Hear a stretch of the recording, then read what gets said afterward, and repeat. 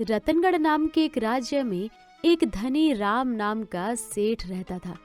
नाम की ही तरह धनी राम बहुत धनवान था। यहाँ तक कि उसका उठना बैठना भी रतनगढ़ के राजा रतन सिंह के साथ था। इतना धनी था धनी राम। लेकिन जैसे ही सब में कोई ना कोई कमी होती है, धनी राम में भी एक कमी थी। धनी राम इतना अमीर होने के बावजूद भी बहुत कंजूस था। एक दिन धनी राम अपनी पालकी में बैठकर नगर में निकला। सब्जी वाला फल वाले से बोला, अरे सेठ, धनी राम की पालकी आ रही है, क्या वो हमसे कुछ खरीदेंगे क्या? खरीदेंगे तो सही, लेकिन जिस कीमत में खरीदेंगे तुम उन्हें दे दोगे क्या? हाँ, सुना तो है कि इन्हें सब कुछ महंगा ही लगता है और जेब से रुपया तो निकलता ही नहीं है इनके। मैं इतनी ताजा ताजा गोभी देता हूँ, फिर भी इतनी ताजा गोभी देखकर क्या कोई इसे खरीदना नहीं चाहेगा?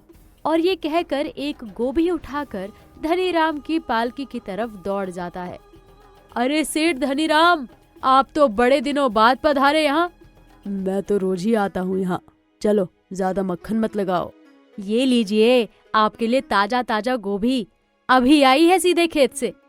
सेठ धनी राम गोभी को देखकर सोचता है, अरे तो बड़ी ही ताजा गोभी है, खाने में बड़ा स्वाद लगेगी और सेठानी गोभी की सब्जी बनाती भी बहुत स्वादिष्ट है, ले ही लेता हूँ। अच्छा, कितने की है ये गोभी? आपके लिए 50 रुपए किलो सेठ जी। धनी राम भाव सुनकर ही नाक मुंह सिकोड़ने लगता है। धनी राम मन ही मन सोचता है, अरे इतनी महंगी, अगर ये दिन में 50 रुपए किलो है तो शाम को इसका भाव कम होगा। ऐसा करता हूँ, गोभी बड़ी ताजा दिख रही है, शाम तक ऐसी ही रहेगी। मैं आकर इस सब्जी वाले से कम दाम में शाम को ही लूंगा ये गोभी। नहीं भाई, अभी गोभी लेने का मेरा कोई विचार नहीं है, फिर कभी देखेंगे। ये कहकर धनी राम की पालकी आगे बढ़ जाती है। इतना कंजूस है धनी राम सेठ। एक दिन धनी राम अपनी पत्नी गायत्री देवी के साथ कहीं घूमने जा रहा था। पालकी एक नदी के ऊपर बने पुल से गुजर रही थी। तभी सेठानी नदी का पानी निहारने के लिए पालकी से झांकने लगी। अरे वाह, ये नदी यहाँ कितनी सुंदर लग रही है और ढेर सारा पानी कैसे बहकर जा रहा है।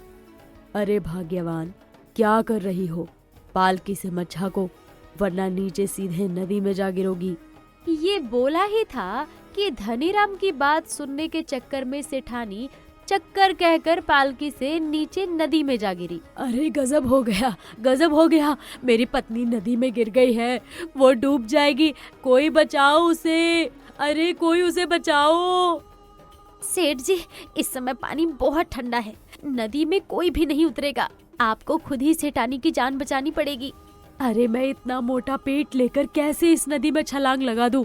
उधर सेठानी नदी में छटपटा रही है। मैं तुम्हें 100 सोने के सिक्के दूंगा अगर तुम इस नदी में छलांग लगा दो तो। पालकी वाला 100 सोने के सिक्के की बात सुनकर नदी में कूदने के लिए तैयार हो जाता है और इतने ऊंचे पुल से छलांग लगा देता है। इतने में पता चलता है कि सेठानी तो तैरना जानती है। उन्हें तो बस सहारे की जरूरत थी, बस जो उन्हें पालकी वाले ने दे दिया था। धन्यवाद भैया, आपने मुझे सहारा दिया।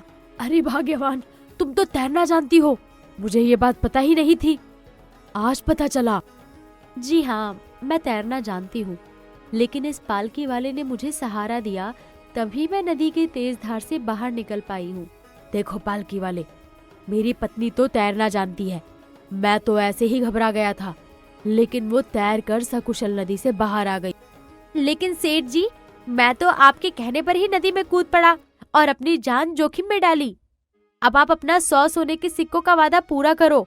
मालिक की जान बचाना तुम्हारा फर्ज था, जो तुमने निभाया, और उसके लिए तुम्हें तुम्हारी तनख्वाह मिलती है। अब चलो यहाँ से, घर भी जाना है। पालकी वाला बड़ा मायूस होता है। ये बात वो अपने दोस्त को बताता है और धीरे धीरे ये बात पूरे राज्य में फैल जाती है कि कैसे धनी राम के मतलब निकल जाने पर पालकी वाले से वादा खिलाफी की। एक दिन रतनगढ़ के राजा रतन सिंह तक ये बात पहुंचती है।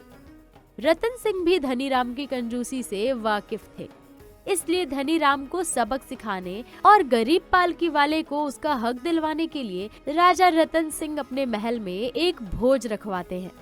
जिस पे धनीराम के साथ साथ और भी राज्य के गणमान्यों को बुलाया जाता है।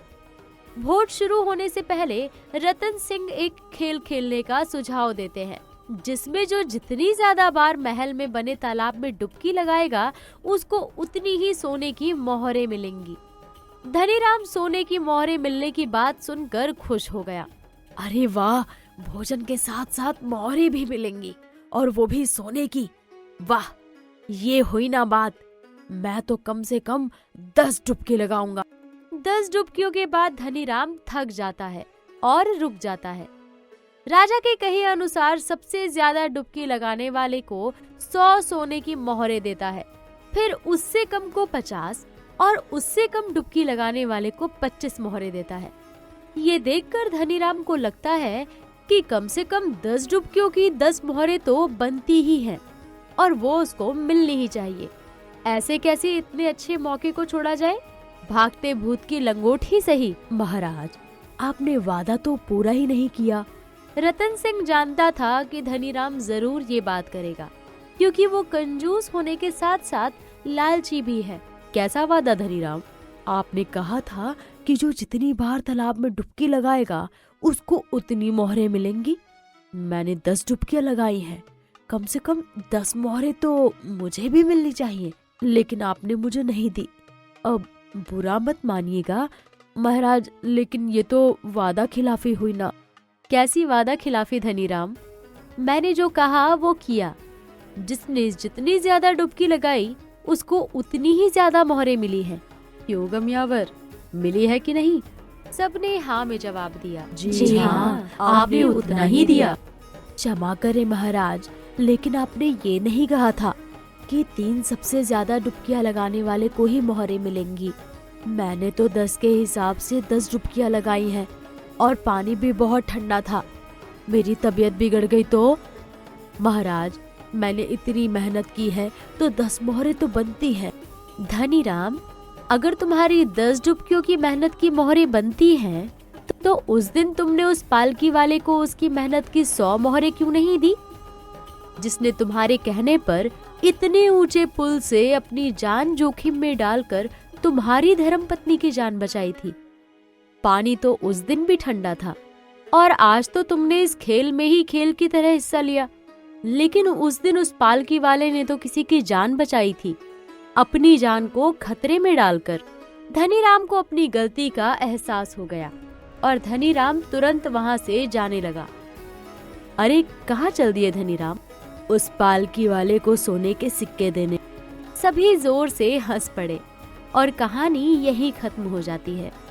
इस कहानी से हमें सीख मिलती है कि हमें लालच नहीं करना चाहिए।